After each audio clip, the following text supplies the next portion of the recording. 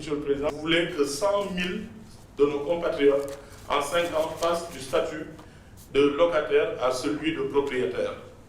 Et le contexte, le marché de l'immobilier le justifie. Selon l'ANSD, 300 000 demandeurs en 2013, avec une demande additionnelle de 15 000 demandeurs. Et en face, nous avons l'offre. 5 000 unités d'habitation produites. Il y a des terrains viabilisés, des appartements, des maisons au standing, moyen standing, un peu de tout. Et vous avez mis en place le programme Zéro Bidonville avec 4 composantes majeures. La première composante, c'est le réaménagement et l'amélioration de l'habitat dans les bidonvilles et la gestion des risques urbains. Vous nous l'avez démontré avec le programme, le projet Baraka, un bidonville dans le quartier de Liberté 6 qui a été transformé dans le cadre d'un partenariat public-privé. Aujourd'hui, les personnes qui habitaient dans des baraques habitent dans des appartements réalisés par un promoteur et le surplus d'appartements qui sera vendu aura permis le financement de cette opération. La deuxième composante, c'est l'accélération de la production de logements et la promotion d'une nouvelle urbanisation. C'est ce qui nous réunit aujourd'hui, c'est l'accélération de l'offre en logement, le projet 100 000 logements. Puis la redynamisation économique pour l'employabilité des jeunes et les femmes qui habitent dans les bidonvilles. Et la quatrième composante, c'est le développement de l'écosystème de la construction. Comment faire pour que ce programme puisse bénéficier à notre économie, qu'on puisse en tirer des impacts socio-économiques positifs. Pour le projet 100 000 logements, il pourra être développé selon 3 axes. D'abord, la dynamisation de l'offre, ensuite, l'accompagnement de la demande, et enfin, la participation à la relance de l'économie post-Covid. La dynamisation de l'offre, nous allons essayer d'activer 3 leviers, la mise à disposition d'un foncier gratuit et la participation aux frais d'aménagement par l'État, la fiscalité et les droits de douane, enfin la promotion de la production des matériaux locaux. Sur la mobilisation foncière, les études de la Direction générale de l'urbanisme nous montrent qu'il y a 60% de la demande qui se situe dans l'axe Dakar-Thiès-Mbour, 60%, et 40% de la demande restante sur toutes les autres régions hors Dakar-Thiès, dans toutes les communes de plus de 10 000 habitants. Mon collègue en charge des collectivités territoriales a l'habitude de dire les métropoles d'équilibre. Donc nous avons 67 sites ciblés, 15 sur l'axe Dakar-Thiès-Mbour sur près de 3153 hectares, 52 dans les métropoles d'équilibre sur près de 3573 hectares. À cela s'ajoutent les 27 pôles urbains que vous avez créés depuis 2014, donc un total de 26 726 hectares à mobiliser. Le premier défi du logement, c'est la mobilisation de l'administration pour la sécurisation et l'immatriculation du foncier. L'autre levier, c'est la fiscalité et les droits de douane. En 2015, la loi de finances rectificative de novembre 2015 a posé un certain nombre d'avantages pour les promoteurs immobiliers. À cela s'ajoute un arrêté interministériel du 24 novembre 2015 qui donne ces avantages suivants. Une défiscalisation du financement promoteur, l'exonération de la TVA et des droits de douane, la réduction de l'impôt sur les sociétés et la réduction des droits d'enregistrement. Cela fait à peu près 19% du coût d'une maison. Le deuxième défi, Monsieur le Président, c'est le renouvellement et la mise en œuvre effective du régime fiscal et douanier dérogatoire. Beaucoup de promoteurs disent que le régime fiscal n'est pas en réalité effectif sur les questions de TVA, nous le verrons tout à l'heure. Monsieur le Président, sur ce tableau, nous avons la composition du prix d'un logement. Pour une villa de type F3 de 150 mètres carrés, avec 60 à 70 mètres carrés de surface bâtie, avec des aménagements aux normes, on peut dire dans la zone de Rufisque, nous avons la composition foncier aménagé 3 400 000, 19%, gros œuvre 18%, second œuvre 19%, frais de développement 15%, impôts et taxes 19%, marge négociée du promoteur 1,8 million. Si l'État n'agit pas sur le logement, si l'État ne renonce pas à sa fiscalité, ce logement coûterait 18 millions. Nous avons 2 leviers sur lesquels l'État a une maîtrise parfaite. C'est la mise à disposition du foncier gratuit, la participation aux frais de voirie avec le fonds de l'habitat social, les impôts et taxes. Si nous les enlevons, le prix du logement passe de 18 millions à 11 millions 100. Donc nous avons ces 2 leviers qui peuvent nous permettre d'opérer une baisse de 40% sur le prix du logement social. Il y a aussi la promotion de la production des matériaux locaux. Aujourd'hui, au Sénégal, beaucoup de matériaux de construction sont faits. Le ciment, c'est connu, mais le fer, on l'a vu. Aujourd'hui, il y a beaucoup d'industries qui fabriquent du fer à béton et aussi du carrelage, de la peinture. Il n'y a que les mécanismes de porte et peut-être les sanitaires qui ne sont pas fabriqués au Sénégal. Donc, ce projet va permettre d'augmenter la consommation de ciment de 15%, de fer de 20% et de carreaux fabriqués au Sénégal de 7%. Le troisième défi, c'est de produire 4 fois plus de logements avec des matériaux de construction fabriqués au Sénégal. Il y a aussi l'industrialisation du processus de production de logements. Selon l'APIX, le Code des investissements prévoit aussi des facilités pour les promoteurs qui veulent fabriquer non pas des logements, mais des matériaux de construction. Les produits qui sont concernés, c'est les briques, les pavés, les ourdis, les panneaux, les poteaux, le béton prêt à l'emploi, les portes, fenêtres et céramiques. Pour toutes ces activités, le Code des investissements du Sénégal prévoit les avantages suivants. L'exonération des droits de douane pendant 3 ans sur les achats d'équipements de production. Donc une machine à fabriquer des briques, une machine à faire des murs en préfabriqué, la suspension de la TVA pendant 3 ans sur les achats locaux et les importations de matériel de production. Les crédits d'impôt sur 5 ans, l'exonération de la CFE sur 5 ou 8 ans et l'assouplissement des lois dans le cadre du droit du travail.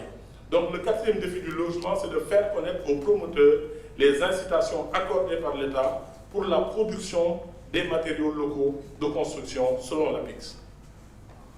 Si nous faisons un récapitulatif des défis à ce niveau, il y a 3 obstacles majeurs. Monsieur le Président, il faut une mobilisation de l'administration sur les projets majeurs. Sur le logement, je prends souvent l'exemple du projet Une famille, un toit de Notto Diobass. Le promoteur dit que la première lettre qui a été envoyée à l'administration sur ce projet date de 2013. Le déclassement du site date de 2016. Le comité régional d'urbanisme de Thiès lui a donné son quitus en 2018. C'est en 2019 que le ministère de l'Urbanisme a donné l'autorisation de clôture et il y a quelques mois, je remercie quelques semaines, mon collègue des finances, le bail a été délivré. Donc 7 ans pour un projet de 120 hectares. Imaginez si nous voulons faire 100 000 logements. Les concessionnaires, la Sénélec et la SONES, je les remercie, ils sont très disponibles vis-à-vis de nous. La loi 2016 sur l'habitat social exige qu'elle participe aux frais de voirie et au réseau primaire, puisque les postes de transformation électrique sont réalisés par les promoteurs, mais exploités par exemple par la Sénélec. Mais la Sénélec ne participe pas à ces frais sur les frais de réseau primaire comme la SONES. Donc nous les invitons dans le cadre d'une discussion, d'une négociation à venir alléger le prix du logement pour avoir davantage de logements produits au bénéfice des populations du Sénégal. Le régime fiscal incitatif, il doit être clarifié, il doit être renouvelé le 23 novembre 2020 puisqu'il a été signé dans le cadre d'un arrêté interministériel du 24 novembre 2015. Au 23 novembre, il doit être renégocié avec le ministère des Finances. Mais les promoteurs disent que la TVA doit être clarifiée. Est-ce qu'elle est suspensive? Est-ce qu'elle est définitive? L'impôt sur les sociétés, je pense que c'est clair. Les droits d'enregistrement aussi, c'est clair. Sur les droits de douane, il y a une bonne nouvelle quand même pour mon collègue des Finances. On n'a plus besoin d'une exonération, par exemple, pour le carrelage ou pour le fer. On en produit assez au Sénégal. Donc, sur ces mesures-là, je pense qu'on peut les enlever sur le régime fiscal dérogatoire. Donc, le 5e défi, c'est de faire participer les concessionnaires à la prise en charge de la réalisation des réseaux primaires. Pour vous résumer tout ce que je viens de dire sur la dynamisation de l'offre, je vais prendre une situation réelle. Vous avez vu tout à l'heure M. Mamadou Diallo dans la vidéo, un chauffeur de taxi de 37 ans, 3 enfants, un revenu journalier, ce que les chauffeurs de taxi appellent versement, de 10 000 francs par jour. S'il travaille 25 jours sur 30, il a 250 000. Il paye un loyer qui est entre 80 000 et 90 000 francs à Ouakam pour un F2.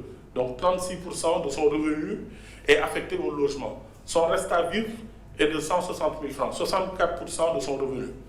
Si l'État n'intervient pas, s'il n'y a pas de politique incitative de l'État, pour avoir un logement, il doit payer 18 millions. Mais attention, avec un taux d'intérêt de 7,5%, une durée de remboursement de 15 ans, sa mensualité passerait de 90 000 à 175 000. Donc, ses dépenses affectées au logement seraient de 70% de son revenu. Et son reste à vivre passerait de 64% à 30%. M. Mamadou Diallo n'aurait pas intérêt à passer d'un statut de locataire à un statut de propriétaire. Donc les déficits et déficits du logement, c'est d'abord d'adapter le prix du logement au pouvoir d'achat de nos compatriotes avec les mesures suggérées tout à l'heure et adapter le mode de financement des acquéreurs au système de revenus puisque M. Mamadou Diallo n'est pas bancarisé et il ne répond pas aux critères des banques. L'accompagnement de la demande avec 3 leviers, la facilitation de l'accès au financement, l'efficacité du processus d'acquisition et un dispositif dédié aux coopératives qui sont une vraie niche de réalisation de logements. Nous allons le voir tout de suite. La situation au Sénégal, c'est que 96,4% des emplois sont informels et 80% des employés du secteur formel gagnent moins de 315 000 francs. Donc, des revenus informels, mais aussi des revenus modestes dans le formel selon l'ANSD. Vous nous avez permis, Monsieur le Président, de créer le FHS, le Fonds de l'habitat social, un instrument de solvabilisation des acquéreurs. Contrairement au Fogalogue, Monsieur le Président, le Fogalogue n'est pas une structure. Le Fogalogue n'a pas de personnel. Le Fogalogue est adossé au FONGIP. C'est un instrument qui est né d'une convention entre le ministère de l'Urbanisme et le FONGIP pour gérer les questions de garantie. À l'époque, je pense qu'il y avait une ligne de 1 milliard qui a permis de faire un programme sur 225 logements. Maintenant, le Fonds de l'habitat social prend en charge plusieurs fonctions. La garantie, la bonification et la participation aux frais de voirie par la collecte de la taxe sur le ciment. Donc, le Fonds de l'habitat social est un instrument de solvabilisation des acquéreurs. Les personnes qui ne sont pas acceptées par les banques pour des questions de critères peuvent être garanties par le Fonds de l'habitat social. Il y a aussi la DACT, ce n'est pas un service, c'est un dispositif interne au ministère que nous avons créé pour pouvoir assister les acquéreurs et les promoteurs dans leurs procédures administratives et domaniales. Donc, cela permet par exemple de préparer les dossiers de morcellement. Un promoteur, par exemple, doit avoir un bail pour pouvoir prétendre à un crédit promoteur. Mais un acquéreur aussi, si l'assiette mise en bail pris en bail par le promoteur n'est pas morcelé en nombre de parcelles, au moment d'effectuer la garantie, la banque ne pourra pas donner le crédit et se faire refinancer. Donc ça aussi, c'est un défi très, très, très important pour l'administration et le ministère de l'Urbanisme. L'efficacité du processus d'acquisition aussi, ce sont les critères d'éligibilité. La loi de 2016 dit qu'il faut être de nationalité sénégalaise, être un primo-accédant, c'est-à-dire ne jamais avoir été propriétaire d'un logement au Sénégal. Pour les Sénégalais d'étrangers, on n'est pas aussi ferme là-dessus, mais pour les bénéficiaires locaux, de n'avoir jamais été propriétaire au Sénégal. Sur la question des revenus, avoir un revenu inférieur ou égal à 450 000 francs par mois est justifié d'une activité salariée ou non salariée. Sur les conditions de financement, aucun apport demandé. La durée du prêt en fonction de la durée d'activité restante, l'hypothèque sur le titre de propriété, le paiement à compter de la remise des clés et des taux d'intérêt adaptés. Nous avons mis en place, le 20 décembre 2019, une plateforme digitale de préinscription qui compte déjà plus de 236 658 Sénégalais inscrits pour un programme de 100 000 logements sur les 5 prochaines années. Cela montre l'intérêt que nos compatriotes portent à votre projet, Monsieur le Président. Sur ces 236 000 inscrits, il y a 224 000 qui se sont inscrits à partir du Sénégal et 11 831 qui se sont inscrits à partir de l'étranger. Cela montre que nos compatriotes de l'étranger ne se sont pas assez inscrits. Puisque 20% du programme est réservé aux Sénégalais de la diaspora, il y a encore pour la première tranche de 100 000 à peu près 8 669 possibilités pour les Sénégalais de l'extérieur. Ça, c'est la cartographie de l'origine des inscriptions. D'abord le Sénégal pour plus de 177 000 inscrits. À l'étranger, c'est la France, 3 778 inscrits. L'Italie, 1655. L'Espagne, 884. Le Gabon, 776. Les USA, 666. Et puis d'autres pays où on ne s'attendait pas à avoir de Sénégalais. Groenland, un inscrit. les îles Pitcairn entre l'Australie et l'Amérique latine dans le Pacifique, où il y a 3 Sénégalais. Ça, c'est le classement par région. Dakar, 171 000 inscrits, 35 000 à Thiès, 7 737 à Ziguinchor, devant Saint-Louis, Kaolack et Diourbel, Saint-Louis, 6 900, Kaolack, 3 500, Diourbel, 3 300, Louga, 1 900, Fatick, 1 900, Tambacounda, 1 002, Kolda, 923, Kaffrine, 876, Sédhiou, 636, Matam, 551, Kédougou, 458. Nous prenons l'exemple de Ziguinchor. Le département de Ziguinchor, c'est 6 356 inscrits. Ce qui nous montre qu'à Ziguinchor, aujourd'hui, on a la possibilité de faire 63 cités de 100 logements. C'est le potentiel à Ziguinchor. À Bignona, 1161 inscrits, 11 cités de 100 logements. À Oussouye, 2 cités de 100 logements. Le processus d'acquisition, il est simple. D'abord, on s'inscrit sur la plateforme digitale ou bien à la préfecture ou à la gouvernance. Nous avons distribué des fiches à remplir. Et puis, sur la plateforme, nous faisons un filtrage avec le service de la Direction générale de la construction et de l'habitat. En fonction des critères d'éligibilité, nous menons une petite enquête sur la personne pour savoir si les éléments déclarés sont avérés. Et puis après, l'acquéreur choisit un bien immobilier. L'État ne choisit pas un bien, on laisse les acquéreurs choisir le bien. Et puis après, la garantie est déclenchée par le Fonds de l'habitat social vis-à-vis de la banque, contractualisation et réception des clés 9 à 12 mois après la signature. Donc le défi 9, c'est de mettre en place une maison de l'habitat dans le Fonds de l'habitat social pour une sorte de guichet unique d'accompagnement des acquéreurs et des promoteurs dans leur démarche administrative. Le troisième levier, ce sont les coopératives. Les coopératives, c'est 8 141 hectares de foncier disponibles détenus en propriété par les coopératives. 10 349 logements qui sont prévus en ce moment et 12 319 membres. Selon la BHS, aujourd'hui, il y a à ce jour 14,5 milliards de dépôts dans les comptes des coopératives au niveau de la BHS. Donc, les coopératives sont de grosses machines à acquérir du foncier, mais après, dans la phase construction, la machine se grippe. Donc, il nous faut mettre en place un dispositif pour accompagner dans les démarches administratives pour le morcellement et la délivrance des titres, puisque la majeure partie des coopératives détiennent souvent du foncier qui n'est pas immatriculé ni morcelé.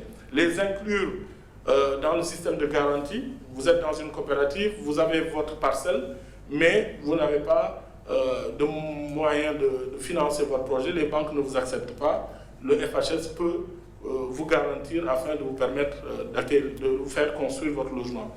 Il faut aussi créer une jonction entre les coopératives et les entreprises de construction et les promoteurs. Ceux qui disposent de fonciers, qui peuvent bénéficier d'une garantie, doivent pouvoir se faire accompagner avec des promoteurs ou des entreprises. Donc le défi 10, c'est accompagner les coopératives d'habitat dans la phase de construction. Nous en revenons au prétendant au logement, M. Mamadou Diallo, avec tout ce que nous venons de dire sur la baisse du prix du logement, mais aussi sur l'accompagnement, la garantie, sa situation change. Si l'État n'intervient pas, la maison coûte 18 millions. Si l'État intervient, le prix de la maison baisse de 40%. Mais si l'État garantit son prêt, sa mensualité passe de 175 000, soit 70% de son revenu, à 100 000 francs. Donc 40% de son revenu. Il gagne 30% de reste à vivre. Si l'État n'intervient pas, son reste à vivre est de 75 000. Si l'État intervient, son reste à vivre est de 150 000. Le dernier point, c'est la participation du programme 100 000 logements à la relance de l'économie post-Covid. Est-ce que le programme 100 000 logements peut aider à la relance économique post-Covid? Les premiers constats sont là. 90% des entreprises qui sont agréées dans le cadre du programme sont sénégalaises. 90% des intrants, c'est-à-dire des matériaux de construction utilisés dans le cadre de ce programme, sont produits au Sénégal par des entreprises sénégalaises. 95% de la main-d'œuvre sera sénégalaise et 100% des acquéreurs sont sénégalais. Donc, dans le cadre de ce programme, on a un cercle vertueux qui peut être un booster pour notre économie. Donc, pour chaque parcelle de terrain mise à disposition gratuitement par l'État du Sénégal, pour chaque participation au réseau primaire par l'État du Sénégal, estimé à environ à 1 million plus la parcelle, nous attirons 7,5 millions d'investissements privés par logement. Donc un effet multiplicateur. À chaque fois que l'État du Sénégal met une parcelle gratuitement à la disposition d'un acquéreur, participe aux frais de voirie pour 1 million, l'investisseur privé met entre 7,5 millions et 8 millions dans le logement en investissement, et cela crée 6 emplois par logement et 1,5 point de croissance en moyenne selon la DGPPE pour les 5 prochaines années. Les impacts sociaux, c'est 634 000 emplois selon la DGPPE et 127 000 emplois par an, donc 63% des emplois prévus durant le quinquennat 2019-2024. Des impacts environnementaux, nous prévoyons dans la réglementation qu'à chaque fois un lotissement dépasse 50 hectares, qu'il y ait un bois communal qui soit prévu sur 5% des surfaces. Et comme vous l'avez dit tout à l'heure, Monsieur le Président de la République, l'exigence de plantation qu'on va inscrire dans le Code de l'urbanisme. Monsieur le Président de la République, sur cette image, nous sommes en 1960 sur l'avenue Bourguiba. À droite, nous avons le quartier de Grand Dakar, Biscuiterie Niari Tali. À gauche, nous avons Sicap Liberté 2 et Sicap Liberté 3. Les deux sites ont fait l'objet d'une planification urbaine. On voit bien le tissu urbain bien tracé. Cependant, à gauche, il y a eu un promoteur public qui a aménagé. Et de l'autre côté, ça n'a pas été le cas. Et c'est ce que nous voulons avec la SAFU. Permettre à toutes ces zones d'extension qui vont recevoir du logement social, qu'il puisse y avoir un aménagement. Donc faire de la SAFU un outil d'accès équitable aux fonciers aménagés. Donc le défi 11, c'est de rendre opérationnelle la SAFU dans les plus brefs délais. Le phasage du projet, donc octobre 2020, nous avons déjà 9 promoteurs qui ont mis leur foncier, le foncier qui leur appartient, dans le cadre de ce projet. Ce matin, j'ai reçu le message d'un promoteur qui avait mis 10 hectares, mais qui a décidé d'en mettre 60 à Bambilor. Donc 15 756 logements doivent démarrer dès octobre. 9 promoteurs, 2 publics, 7 privés, à Sandiara, à Bambilor, à Dias, à Tivaouane Peulh, Notto Diobass, Tivaouane, Gossas, Kaolack, Gandon, Podor, Bakel, Kébémer et Kolda. Et puis la deuxième phase en 2021 avec les assiettes mises à disposition par l'État, Daga-Holpa. Nous venons de terminer la première phase d'évaluation des impôts sur 500 hectares, les 7000 parcelles de la ZAC pour ceux qui veulent acheter des parcelles, surtout nos compatriotes de l'étranger, et puis la zone de Sébikotane pour lesquelles les décrets d'approbation du PUD ont été introduits. Donc tous les sites mobilisés à travers le territoire national. Donc pour terminer, Monsieur le Président, ça ce sont les 11 défis que nous avons cités tout à l'heure. D'abord, mobiliser l'administration pour la sécurisation et l'immatriculation du foncier, renouveler et rendre effective la mise en œuvre du régime fiscal et douanier dérogatoire, produire 4 fois plus de logements avec des matériaux de construction fabriqués au Sénégal, faire connaître aux promoteurs les mesures incitatives accordées par l'État pour une industrialisation de la production de logements, faire participer les concessionnaires à la prise en charge de la réalisation des VRD, adapter le prix du logement au pouvoir d'achat de nos compatriotes, adapter le mode de financement des acquéreurs au système de revenus, à leur système de revenus, multiplier par 4 la ligne de financement destinée au secteur du logement, mettre en place une maison de l'habitat avec un guichet unique d'accompagnement des acquéreurs et des promoteurs, accompagner les coopératives d'habitat dans la phase de construction et rendre opérationnelle la SAFU. Je vous remercie, Monsieur le Président de la République.